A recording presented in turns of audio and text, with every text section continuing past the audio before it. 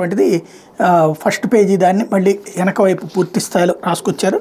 లేకపోతే శిఖరాలు సలాం కొట్టాయి అంటూ ప్రపంచంలోనే 7 అతిపెద్ద పర్వతాలను అధిరోహించిన ఆంధ్ర యువకుడు అన్మీష్కి సంబంధించినటువంటి వార్త కూడా రాసుకొచ్చారు.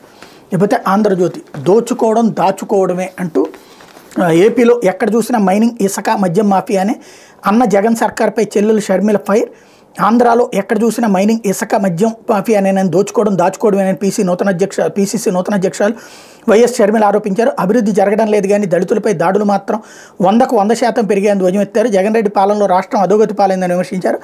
ఆదివారం విజయవాడలోని ప్రైవేట్ ఫంక్షన్ హాల్లో పీసీసీ అధ్యక్ష బాధ్యత స్వీకరించిన ఆమె పార్టీ నేతలు కార్యకర్తలను ఉద్దేశించి ప్రసంగించారు. ఆంధ్రరత్న భవన్లో సాయంత్రం విలేకరుల సమావేశంలో మాట్లాడారు. గత 10 ఏళ్లలో ఆంధ్రప్రదేశ్లో అభివృద్ధి జరగలేదని, అప్పులు మాత్రం 10 లక్షల కోట్లకు చేరాయన్నటువంటి వార్తని ఇక్కడ హైలైట్ చేశారు. ఇదే సందర్భంలో హోదా కోసం ఉద్యమాలు చేసిన జగన్ రెడ్డి బీజేపీకి తొత్తుగా మారారు.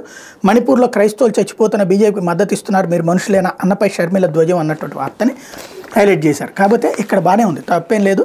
అన్న మీద షర్మిల ఇప్పుడు పీసీసీ అధ్యక్షురాలు హోదాలో విమర్శించిందా, అన్న మీద చెల్లెల హోదాలో విమర్శించిందా? వాళ్ళిద్దరి మధ్యన అన్న చెల్లెల బంధం ఉంది కాబట్టి అది హెడ్డింగ్ పెట్టారంటే చంద్రబాబు గారి మీద వదిన గారు ఆగ్రహం అని రాస్తారా? పురంధేశ్వరి విషయంలో పురంధేశ్వరి చంద్రబాబు గారి భార్యకి అక్కయ్య కదా, కాబట్టి చంద్రబాబు గారి వదిన గారు ఆగ్రహం వ్యక్తం చేశారని ఏమన్నా రాస్తారా?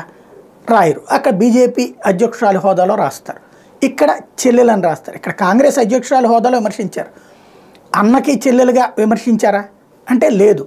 బట్ ఇక్కడ రాసేటప్పుడు ఏ కోణంలో మేము రాయాలో అది డిసైడ్ చేస్తాం అనేటువంటి రూటే ఉంటుంది. అదే ఇక్కడ విచిత్రం.